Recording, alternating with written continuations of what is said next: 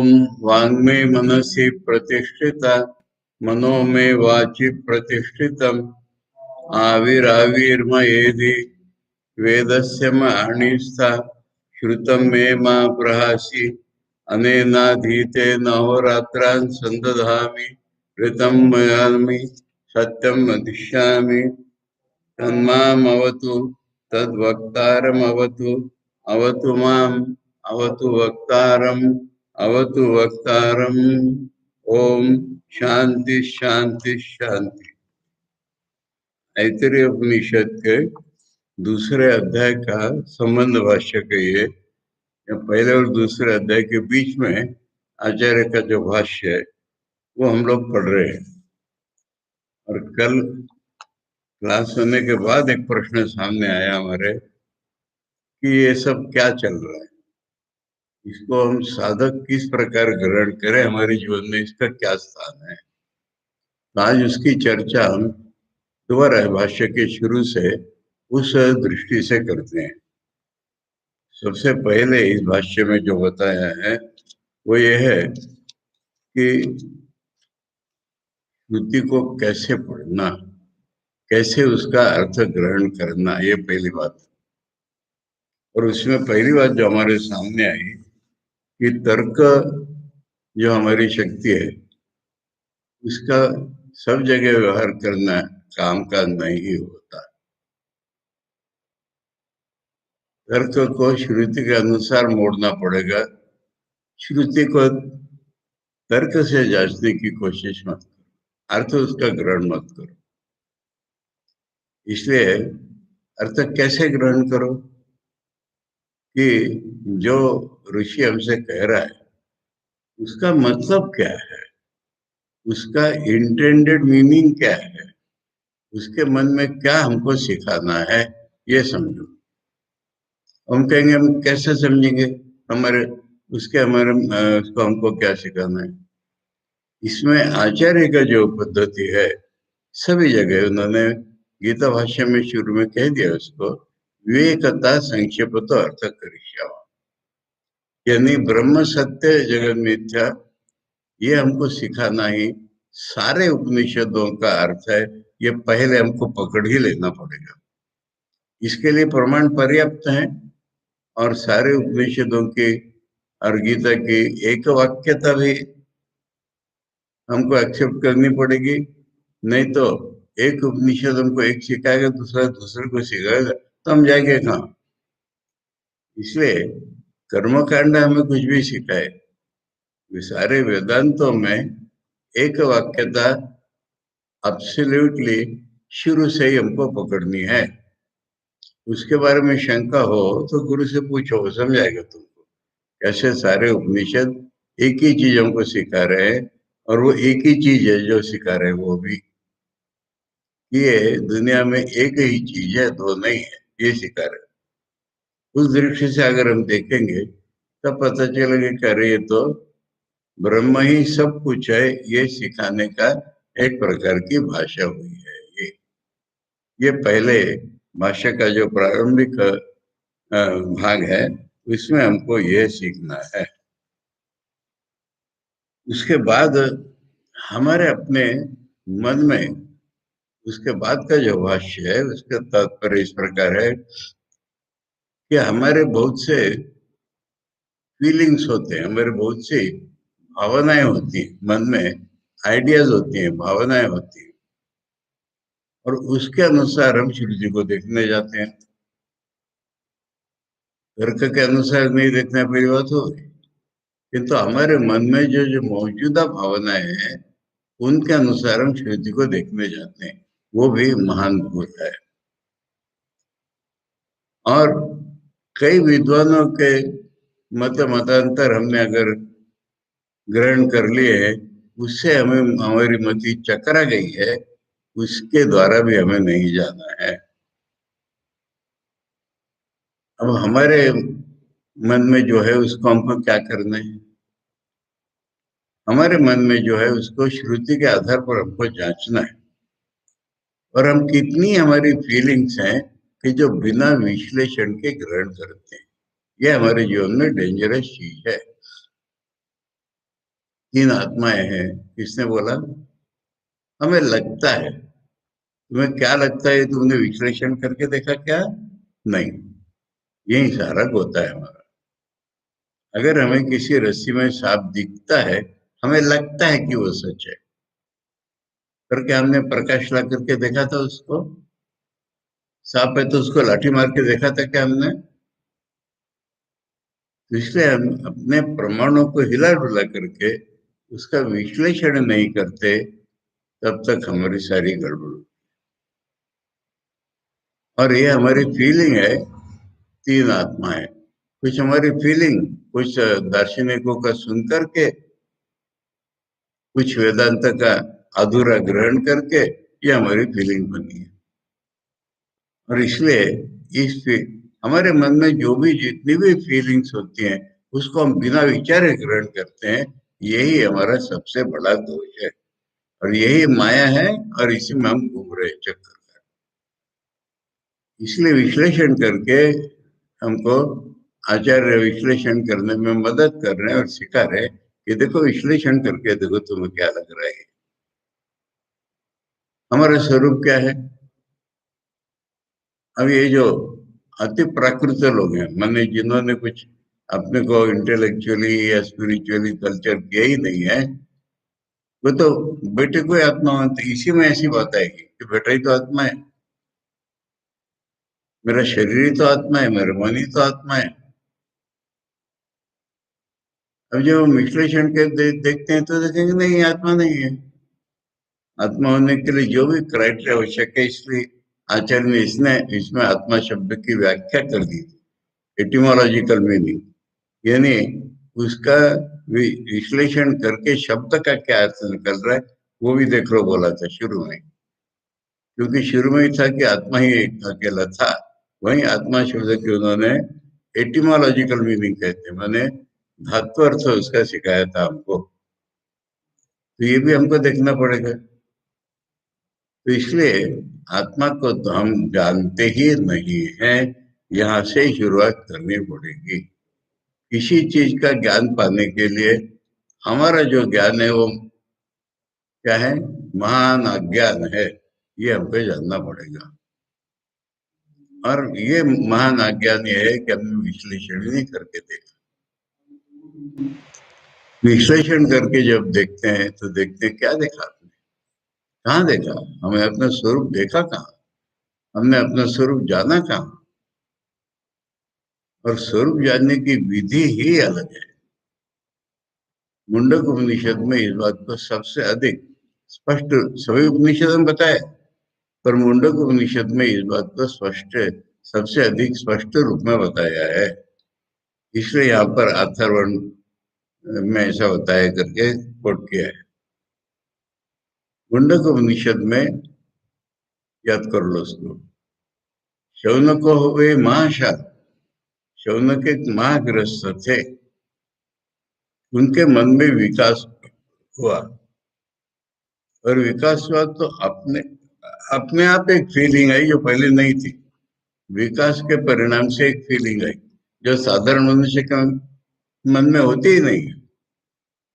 उनके मन में फीलिंग आई कि सारी दुनिया में एक कॉमन रियलिटी है। ये फीलिंग कहाँ से आई? है इसलिए आई। सबको क्यों नहीं आती? सफिशिएंट विकास नहीं है, इसलिए नहीं आती। इसलिए सारा अधिकार चर्चा ये सब बात वेदांत में होती है। तो उनके मन में ये फीलिंग आई कि एक कॉमन रियलिटी है, और उसका ऐसा आकर्षण हुआ कि उसको जानना है, पकड़ना। क्या रियलिटी मुझे नहीं मालूम है कि नहीं, पक्की ये भी नहीं मालूम, पर मेरे मन में आया है कि कॉमन रियलिटी, और उसके प्रति आकर्षण हुआ है। मुझे जानना है वो क्या चीज है। इसलिए वो अपेक्षा करते कि जो जंगल में लोग हैं वो तो तपस्या ही करते हैं, तो उनको पता होता है सब। इसलिए वो अंगिरस ऋषि के पास जाते हैं, उनसे पूछते हैं कि ऐसी क्या चीज है कि जिसको जानने से सब कुछ जाना। इस प्रश्न का विश्लेषण ये है, जिसको जानने से सब कुछ जाना जाएगा। तो अंगिरस दो चीजें समझ लेते हैं। एक तो इसके मन में ये फीलिंग आई है। दूसरी बात ये कि इसको कैसे जानना, ये इसको सिखाना पड़ेगा। वहां आचार्य का वाक्य है, क्रमापेक्षत्वात् प्रतिवचनस्य। क्रमापेक्षत्वात् प्रतिवचनस्य। प्रतिवचन माने जवाब। जवाब में क्रम की अपेक्षा होती है कि इसको पहले क्या सिखाना है। अंग्रेज ने पूछा है कि कॉमन रियलिटी क्या स्वरूप बताइए, तो इसको पहले क्या सिखाना है, बाद में क्या सिखाना है। ये क्रमापेक्षता प्रतिवचन से का अर्थ है। पहले ये उसको सिखाना है कि उसको जानने की पद्धति जान ले। आज की तेरी जो जानने की पद्धति है, दुनिया में आज तक हम सब लोगों की जो जानने की पद्धति है, वो एक सब्जेक्ट नोइंग द ऑब्जेक्ट है। तुम सारे साइंस को घोट करके पी लो, इससे बाहर है क्या साइंस। साइंस की बात तो छोड़ ही दो। साइंस की बात इसलिए छोड़ दो कि पंचेंद्रियों से जो ग्रहण होगा वही ग्रहण है। ये साइंस की सबसे बड़ी मूर्खता है। हमारे जो भीतर की जो सुराएं हैं, भगवान, आत्मा, पुनर्जन्म, ये कोई भी चीज तो आंखों से कोई देख नहीं सकता। और हमें उसको जाने बिना तो हमारे जीवन व्यर्थ है बिल्कुल। इसलिए साइंस को तो दूर से फेंक दिया गया। आध्यात्मिक जीवन में प्रगति करने के शुरुआत में साइंस को दूर फेंक देना पड़ेगा। अब हम गए वेदों के पास, तो हमको दिखता है कि देखो, हम किसी भी चीज को जानते हैं, एक सब्जेक्ट नोइंग ऑब्जेक्ट होता है। जो कॉमन रियलिटी उसको कैसे जानेंगे। Common reality will be the reality of the object also and subject also. Subject की जो रियलिटी है उसको ऑब्जेक्ट रूप में कैसे जानेंगे। इसलिए पहले जानना ही दो प्रकार का होता है, ये जान ले। वहां एक इति शब्द लगाओगे ना तो उसका अर्थ ठीक होगा। द्वे विद्ये वेदितव्ये। बस साइंस को भी सीखना है आपको, धर्म को भी सीखना है। एक तो साइंस का स्थान ही नहीं वहां पर, बिल्कुल नहीं है। आचार्य भाष्य कर रहे हैं कि देखो, अपरा विद्या ही अविद्या सा निराकर्तव्य। कि जानना दो प्रकार का होता है। तू जिस प्रकार का जानता है वो अपरा विद्या है। क्या है अपरा विद्या। रुके तो यजुर्वेद तो सामवेद अथर्ववेद शिक्षा कल्पो निरुक्तम व्याकरण में थी। सारे वेद और वेदांग या अपरा विद्या। परा विद्या क्या है। परा विद्या कोई पुस्तक नहीं हो सकती। परा विद्या वो है कि जो जिससे स्वरूप को जाना जाए। पहले ये समझो। अब स्वरूप को कैसे जानेंगे।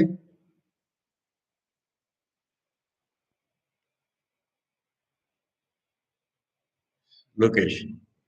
साइंस कहता है कि नॉलेज शुड बी ऑब्जेक्टिव।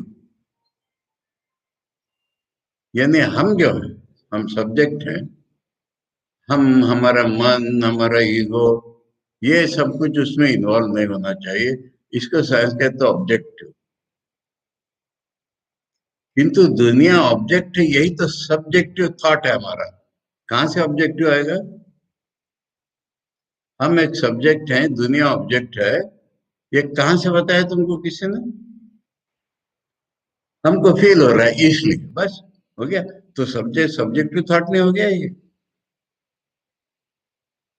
दुनिया ऑब्जेक्ट है क्या। तुम सब्जेक्ट हो क्या। फिर कॉमन रियलिटी नहीं मिलेगी, छोड़ दो बस। अगर तुम सब्जेक्ट हो और दुनिया ऑब्जेक्ट है तो कॉमन रियलिटी का नाम मत लो।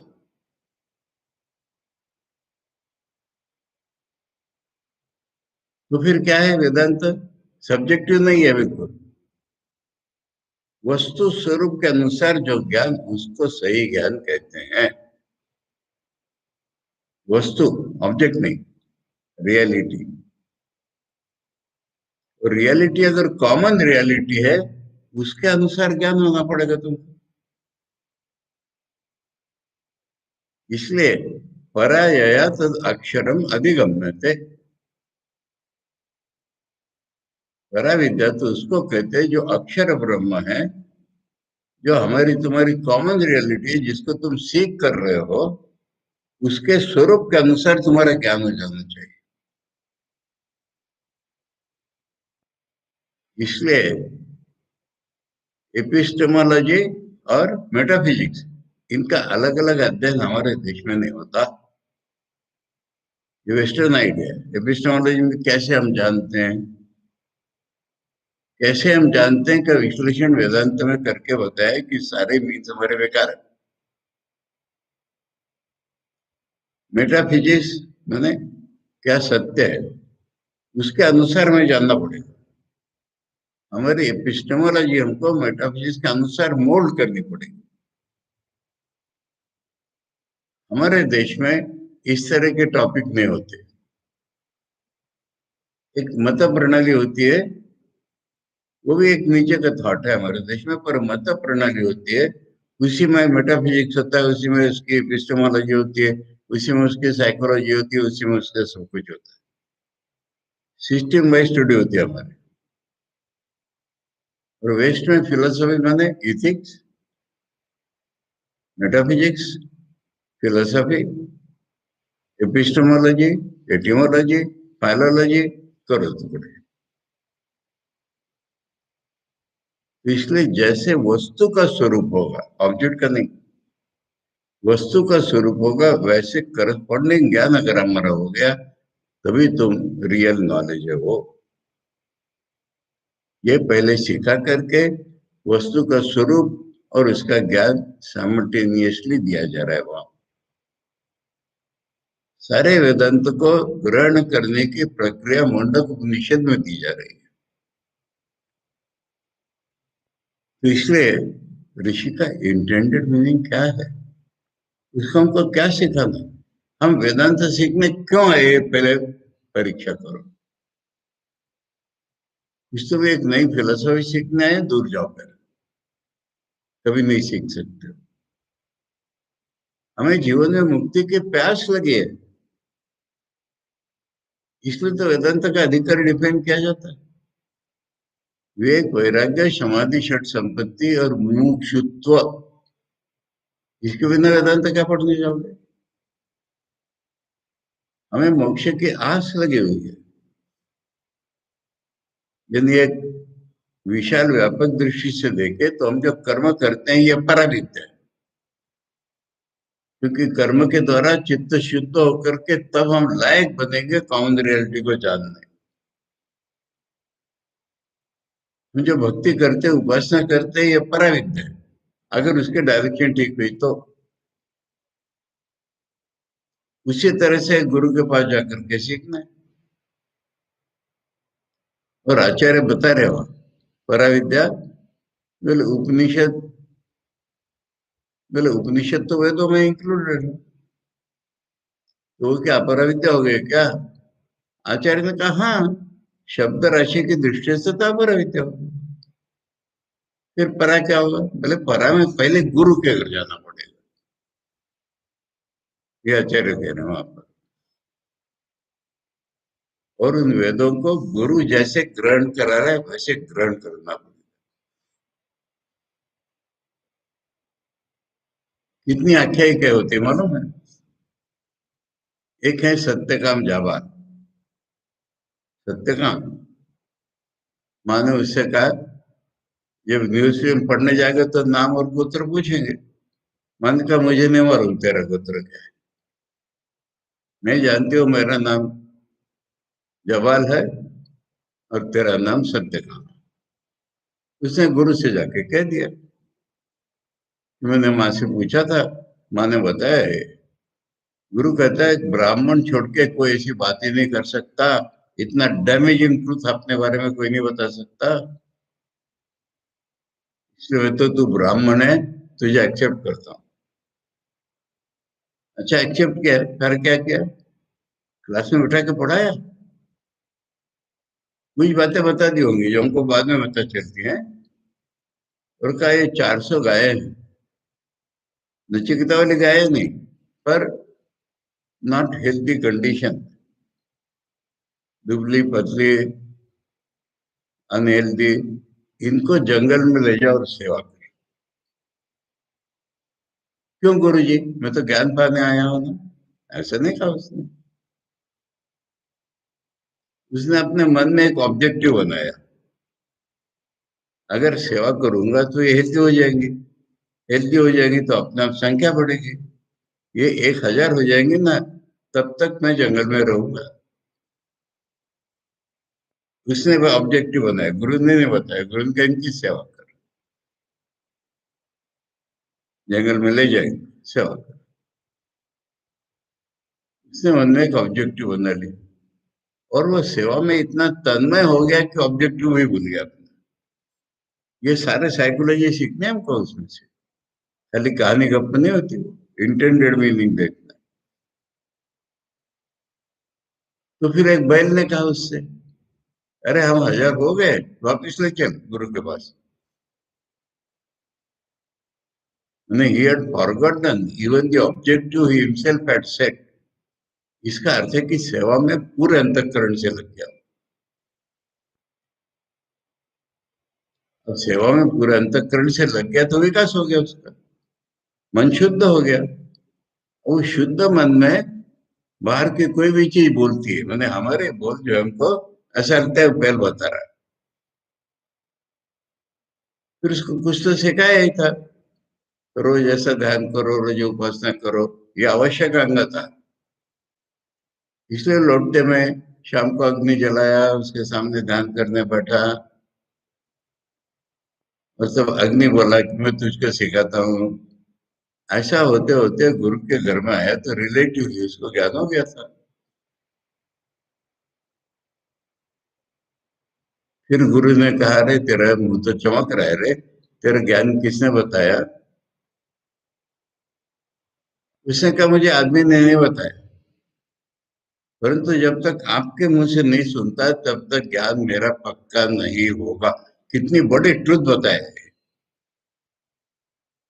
यू मे डेवलप, बैल ने बताया, अग्नि ने बताया नहीं होता है, तुम्हारे मन ने बताया तुमको सारा, तुम्हारे विकास के कारण। पर unless you check it with the right knowledge, उसका एक्सेप्ट मत करो। ये सब ज्ञान के भाग हैं, पराविद्या के भाग है ये उपनिषद शब्द क्या सिखाएंगे तुमको?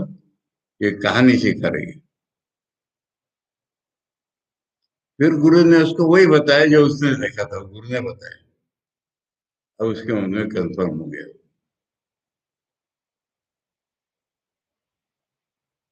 इसलिए ये पराविद्या हो गई सारी, गायों की सेवा करना पराविद्या हो गई, उसके द्वारा अक्षर वर्णों का ज्ञान हुआ उसको। तो हमारे भीतर का जो बोध है, उसको कॉमन रियलिटी के अनुसार मोल्ड करना, ये ज्ञान की पहली स्टेप।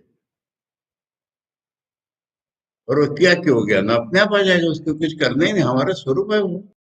स्वरूप पाने के लिए हमको कोई पुस्तक पढ़ने की जरूरत नहीं।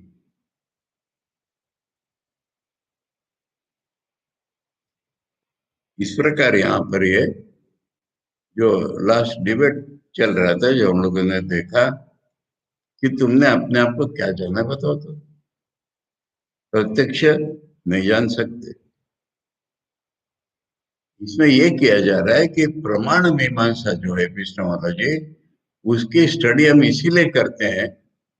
एक पुस्तक है अत्यंत सुंदर, मैंने वेदांत में प्रमाण मीमांसा की जो पुस्तक है, वो है धर्मराजा अध्वरींद्र के वेदांत परिभाषा। ये पुस्तक में ऑब्जेक्टिव बनाया है नॉलेज को, और इसमें इतना महान दोष है। 14वीं सदी के बाद न्याय लोगों ने वेदांत को अटैक किया बुरी तरह से। अब वेदांत को अपनी भाषा सुधारनी पड़ी। वेदांत की भाषा हो गई न्याय की भाषा। न्याय की भाषा हुई माने अनुभव से दूर जाने वाली भाषा हो गई। इसलिए उस भाषा के अंदर वेदांत बताया है।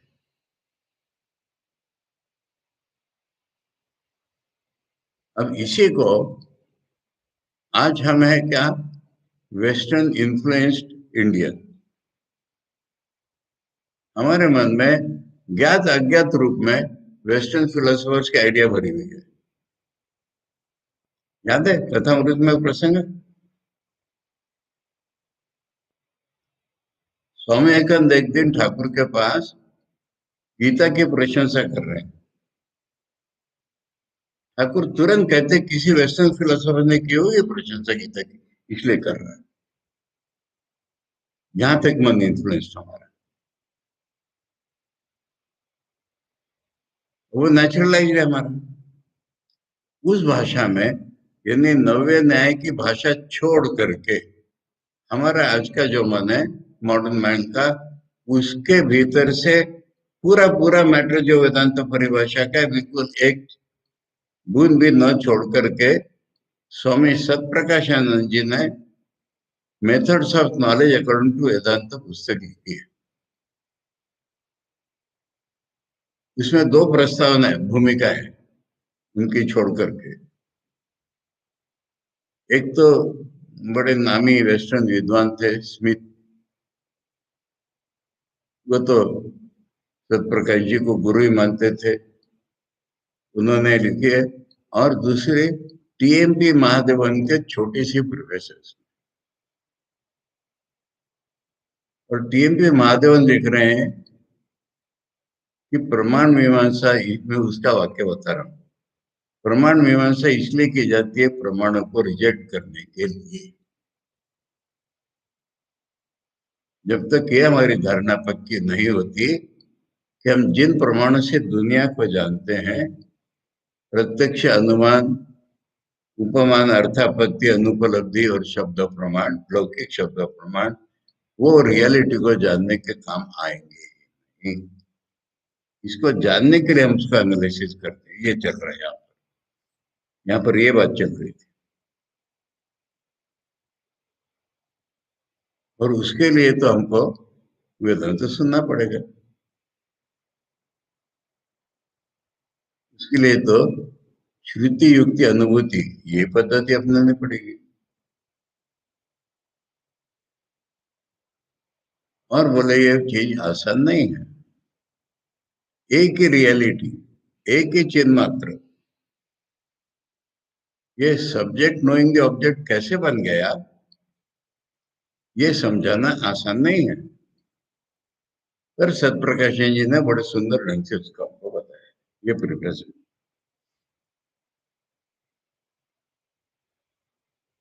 कि वही एकमात्र चिन्ह मात्र हमारे मन में जानना रूप में आया है, और हम उसको कैसे देखेंगे वो इसमें सुंदर रीति से वही वेदांत परिभाषा का मैटर पूरा इसमें बता गया। ये यहाँ पर चल रहा है।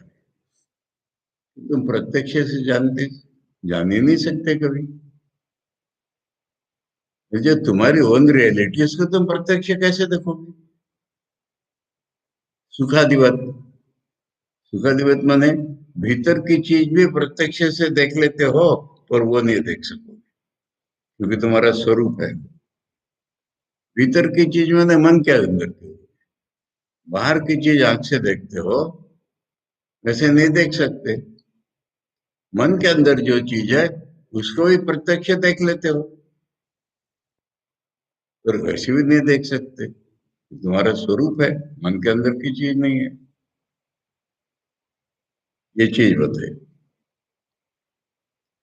उसके बाद जानने का दूसरा प्रकार जो है इकट्ठा कर दिया, यानी अनुमान, अर्थापत्ति, उपमान, ये सब इकट्ठा करके सेकंडरी मीन्स ऑफ नॉलेज।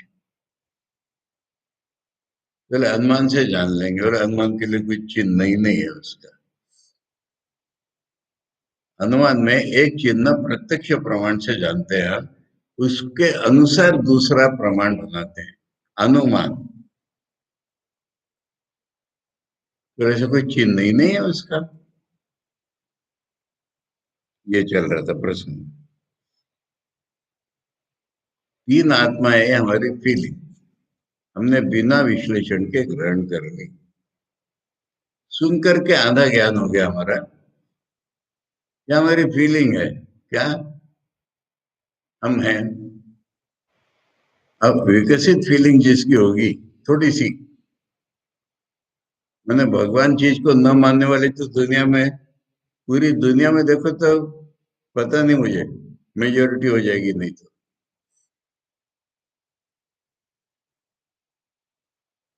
और आजकल हमारे देश में भगवान को मानना एक अबुद्धिता, बैकवर्डनेस का लक्षण माना जाता है।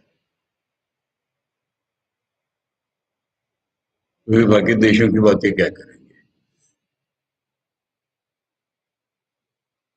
तो भगवान मानते हैं, करता धरता भगवान है सब। भगवान को मानना और यही तो मानना। अच्छा, भगवान जब कुछ करते उनको कुछ नहीं होता? अरे वो जो कुछ नहीं होता ना, वो वेदांत में निर्गुण ब्रह्म होता है। ये तीन आत्मा है। एक हम हैं, ये तो हमारा टूटना मुश्किल है। एक करता धरता भगवान है, ये हमारा थोड़ा सा विकास होने से हमारे मन में आया है। शास्त्रों में भी यही बताया है बार बार। और वेदांत सुन के हमारे मन में एक विकास के कारण कि निर्गुण ब्रह्म है। तुम फिलोसोफर लोगों को पूछ के देखो, वेदांत पढ़ाने वालों को पूछ करके देखो, ब्रह्म अलग है और ईश्वर अलग है, बताएंगे तुमको।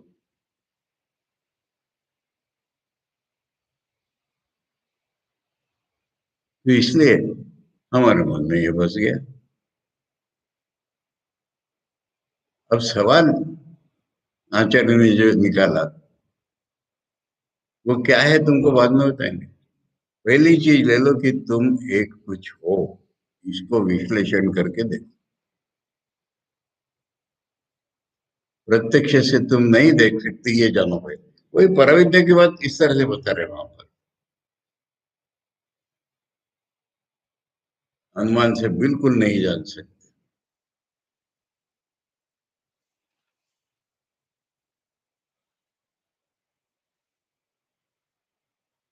अब अनुमान से बिल्कुल नहीं जानते के अंतर्गत ये चल रहा है कि सोचने वाला और सोची जाने वाली चीज, इनका भेद कैसे मिटाओगे बताओ। मन सब कुछ सोच लेता है जी। इंद्रिया पर्याप्त नहीं है मान लिया हमने। जब हम देखते हैं तो सुनते नहीं है, सुनते हैं तब देखते नहीं है, देखते सुनते हैं तब सोचते नहीं है, ऐसा मान लिया। पर मन जो है हमारा, वो तो ऐसा भाग नहीं है ना। देखने के साथ भी मन है, सुनने के साथ भी मन है, और इन सबको छोड़ करके इनका एक कोऑर्डिनेट करना, ये भी मन है। ये मानो है तुमको? हमने कहा हमने दीवार देखी, हमने लोकेश को देखा, बोले इम्पॉसिबल। देखना अगर तुम्हारे आंख का काम है तो आंख रूप और आकार छोड़ करके कुछ नहीं देख सकता। रंग और शेप, साइज, इनको छोड़ करके आंख कुछ देख सकती है? लोकेश कैसे देख लिया? दीवार कैसे देख ली? तुम्हारे मन में संस्कार बैठे, मन में उनका उदय हुआ।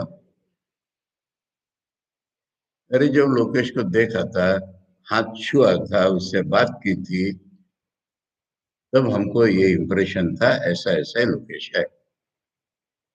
अब दोबारा जो हमने देखा, अरे उसके जैसा मिल गया ये। दीवार देखी, दीवार कहाँ से देखोगे? सिनेमा में ऐसी एक दीवार आ जाती है तुम्हारे सामने, दीवार देखी? हम आगे चल, सिनेमा में दीवार आ गई, तुम आगे चले जाओगे तो दीवार पीछे रहेगी, तुम आगे चले जाओगे। यहाँ जाने लगे तो सिर फूट जाएगा तुम्हारा। हार्डनेस सॉफ्टनेस की आंखों से दिखती है कभी?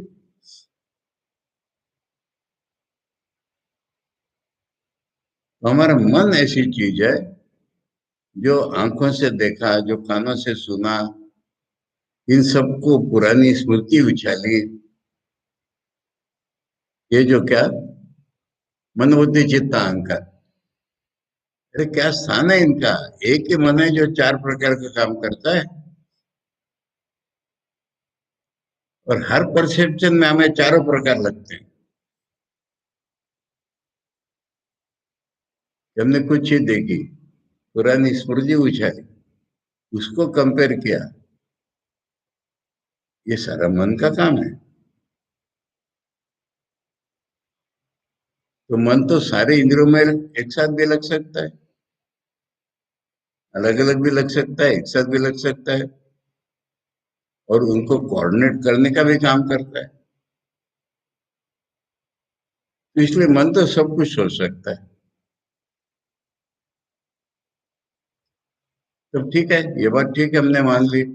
पर सोचने वाले को सोच सकता है क्या, ये बताओ? क्या डाटा है उसके लिए तुम्हारे पास? जो सोचने वाला है वो तो हमेशा सोचने वाला बना हुआ है।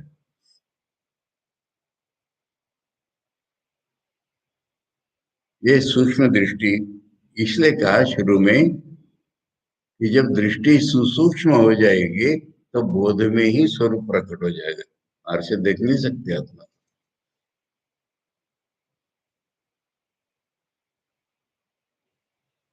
सुसूक्ष्म दृष्टि का अर्थ यह है, इंद्रियों से नहीं दिखाई पड़ता, मन से नहीं दिखाई पड़ता। जब तक मैं हूं तब उस मैं को भी नहीं दिखाई पड़ सकता। उसके ऊपर जब तुम्हारा बोध उठेगा, तब भीतर में ही जान हो जाएगा तुम्हारा।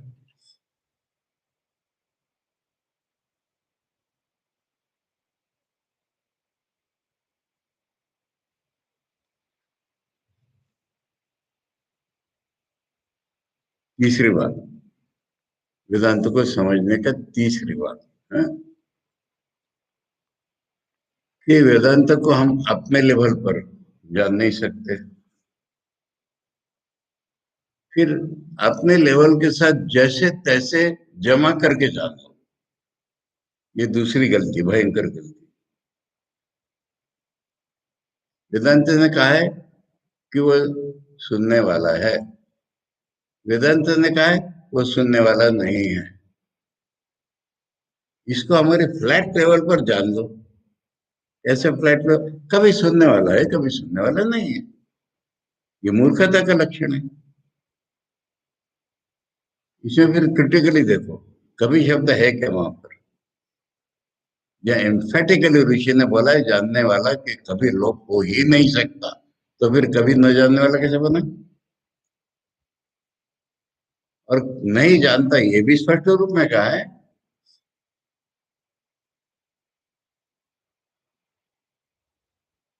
अब देखो कैसे बना लेते हैं वेदांत को। वेदांत ने कहा तत्वमसि। रामानुज कहते हैं ये बात कैसी मालूम है? चांद कहाँ है? अरे वो पेड़ पर है। बोले पेड़ पर तो चांद नहीं हो सकता। ऋषि ने कहा है ना, अरे आंख उठा करके देखो, पेड़ के ऊपर जो दिखता है वो चांद।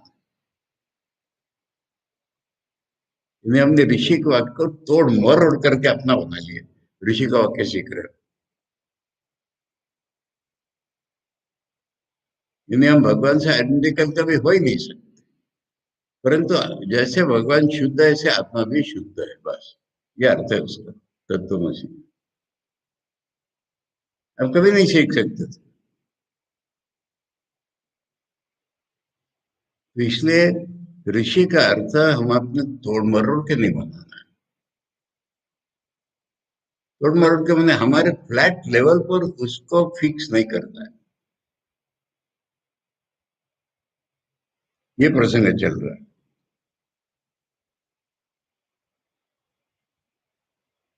इसलिए उन्होंने कहा कि तुम्हें ठीक लग रहा होगा ये, पर ये श्रुति की बात नहीं है, ये था आर्गुमेंट। हमें तो ये लग रहा है, श्रुति का अर्थ हमको ऐसा लग रहा है कि कभी है कभी नहीं है। अब कभी है कभी नहीं है, वो वैशेषिक की फिलोसफी से टैली हो रहा है। ये ऑब्जेक्शन वैशेषिक का नहीं है, परंतु वो कभी है कभी नहीं, ये चीज वैशेषिक ने जो सोचा है उससे टैली हो रहा है। कभी है कभी नहीं है, माने उसमें चेतन है ही नहीं। मन में भी चेतन नहीं है, मन के साथ संयोग होता है तब चेतन आ जाता है। बोले ये तो हम बिल्कुल दूर चले गए, आत्मा चेतन नहीं है तो फिर मर गए, खत्म। फिर क्या वेदांत के अधिकारी हुए तुम? अगर तुम चेतन नहीं हो तो कौन जान कौन रहा है?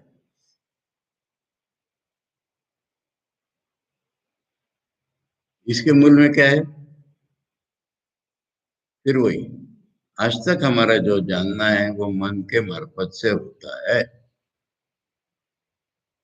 इसलिए जानने का अर्थ मन के द्वारा जानना।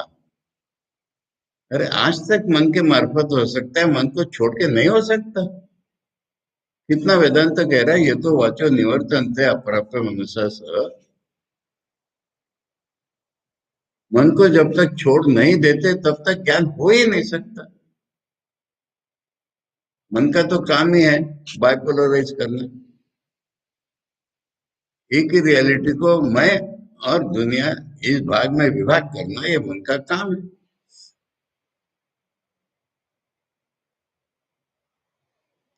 इसलिए जब तक मन को पूर्ण रूप से छोड़ नहीं दे, मन को शुद्ध करो एक और समान दे करके अचीव क्या करना है हमको?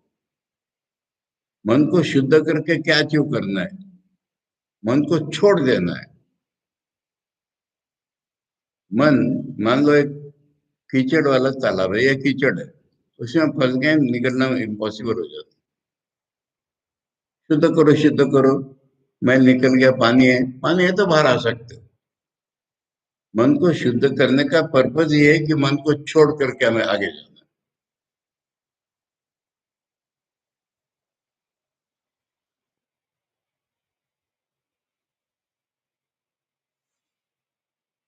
अब यहाँ पर एक नई चीज आई कि देखो, दृष्टि ही दो प्रकार की होती है। आंख की जो दृष्टि है वो अनित्य है, आंख बंद करके नहीं दिखती। कान से सुनने लगे, आंखें नहीं दिखते। ऐसा न ब्रह्म होगा, न तुम्हें स्वरूप का बोध होगा, न दुनिया का स्वरूप का जान पाओगे तुम।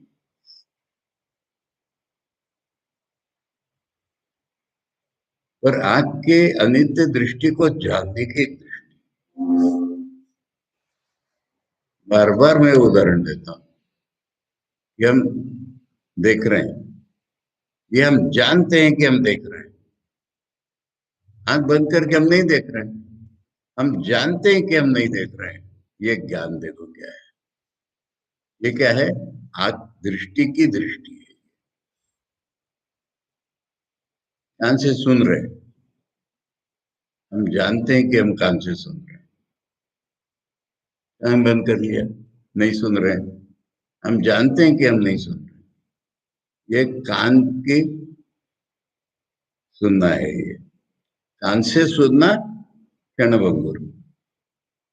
कान जो सुन रहा है उसको सुनना, ये नित्य। और इसमें देखना सुनना तो रूप हो जाते हैं। एक ही चेतन ये सुनने को सुनता है, देखने को देखता है। मन नहीं है ये, सोचने को सोचता है। मन सोचता है हमारा, मन सोचता है, हम जानते हैं कि नहीं।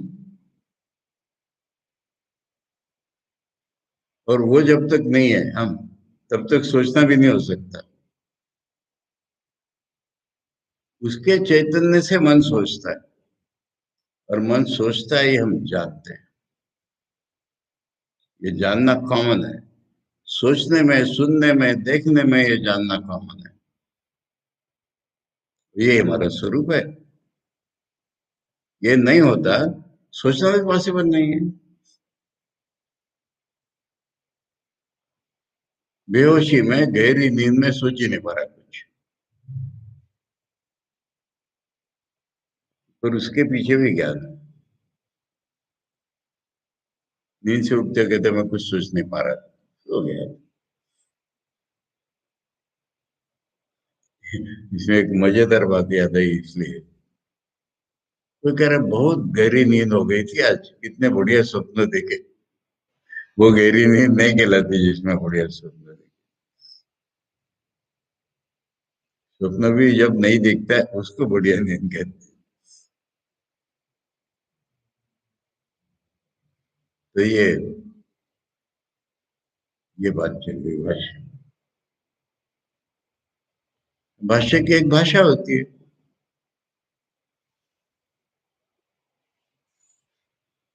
तो ये चीज है कि दो दृष्टियां हैं। यहाँ पर हम लोग पढ़ रहे थे, ठीक है। कल तक का प्रसंग में नहीं बता दिया। स्पिरिचुअल दृष्टि से हम साधक इस दृष्टि से लेंगे। कॉमन रियलिटी को हम ऐसा नहीं जान सकते तर्क से। तर्क का काम क्या है? क्यों तर्क चला रहे? आश्चर्य इतना, जब तर्क से सत्य नहीं जान सकते, उन्होंने पहले कह दिया। तर्क से गलत चीज गलत सिद्ध कर सकते हैं, ये तर्क का काम। विश्लेषण से कभी सत्य नहीं मिलेगा, और विश्लेषण से हमारे जानने की गलतियां निकल जाएंगी। सत्य हमारा स्वरूप है, इसलिए विश्लेषण कर रहे हैं। आचार्य की विश्लेषण पद्धति देख करके लोग कहते हैं तर्क फॉलो करो, तर्क फॉलो करो।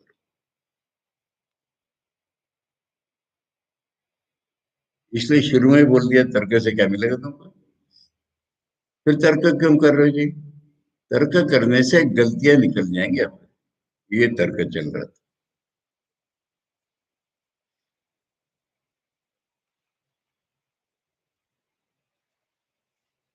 यहाँ पर आओ, ये टाइम हो गया हमारा, कल का ही रिवाइज हुआ पूरा, हाँ?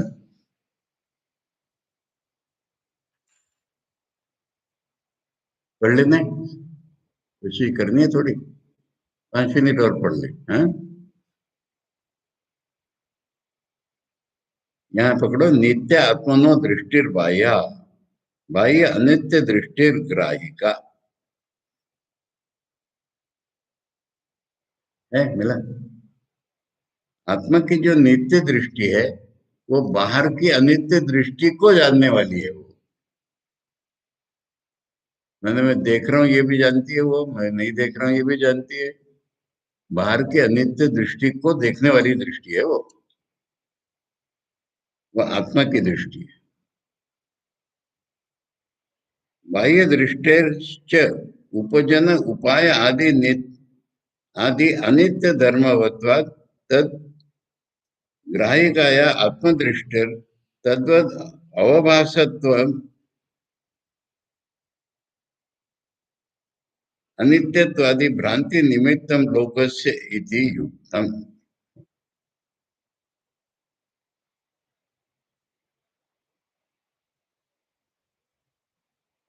हाँ, ये डीपर विश्लेषण। हमारी दृष्टि हम भूल चुके हैं। हमारी दृष्टि बाहर के अनित्य दृष्टि से जानती है उसको, और जानते में इतनी मिल गई है कि हमको वो भी अनित्य लगने लगी। ये है भाष्य। बाह्य दृष्टि उपजन उपायादि अनित्य धर्मवत्वा, बाहर की दृष्टि जो है कभी होती है कभी नहीं। तद ग्राहिकाया आत्मदृष्टि है, उसको ग्रहण करने वाली आत्मदृष्टि उसी के समान अवभासत्व अनित्यत्वादि भ्रांति निमित्तम लोकस्य इति युक्तम। लोक लाओ यहाँ बीच में। लोगों के मन में आत्मा की दृष्टि भी उसी प्रकार बेकार हो गई। यथा ब्रह्मणादि धर्मवत अलातादि वस्तु विषय दृष्टिरपि भ्रमति व तद्वत। मैं बताने जा रहा था वो चीज यहाँ आ गई, आचार्य ने नाम नहीं लिया। आचार्य के विश्लेषण से तेज कोई विश्लेषण है मालूम है? कौन सा? बुद्धिस्ट विश्लेषण। बुद्धिस्ट विश्लेषण आचार्य के विश्लेषण से भी तेज, और उसका उदाहरण आचार्य ने यहाँ दिया। पर तेज विश्लेषण में गलती होती है, कहा ना, अरे जैसे इंद्रिया लिमिटेड से बुद्धि भी लिमिटेड है, बुद्धि से तो जान ही नहीं सकते, परंतु बुद्धि से जितना विश्लेषण कर सकते हैं उसमें गलती हो जाती है। ये उदाहरण बौद्धों का है कि एक तुमने फायर ब्रांड लिया, उसको घुमा रहे हो तुम, तो दूर से देखने वाले को आकृतियां लग रही है। क्यों लग रही है? हमारी आंखें भी उसके साथ घूम रही है, इसलिए। ये विश्लेषण है।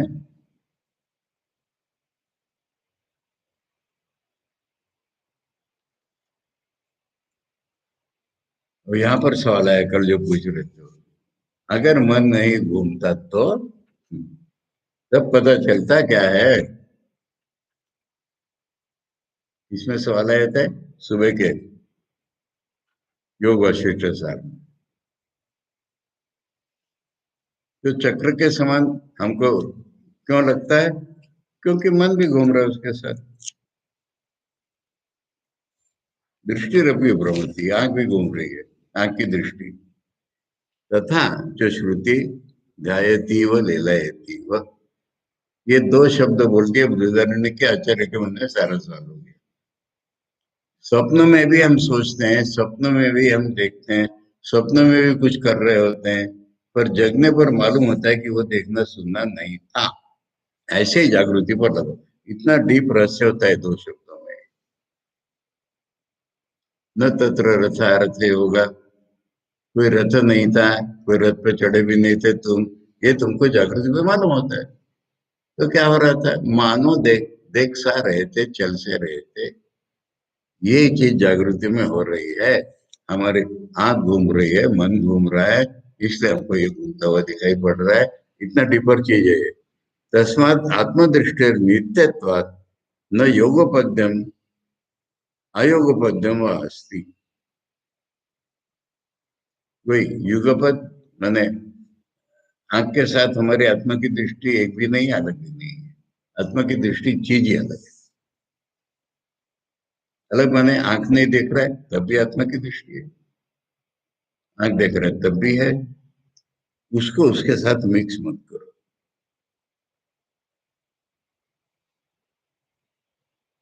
तो यहाँ से इंपॉर्टेंट बहुत डीपर होगा, चल पड़ेगी। समझ में आ गया आज तक का? कल यहाँ से दोबारा पकड़ेंगे हम।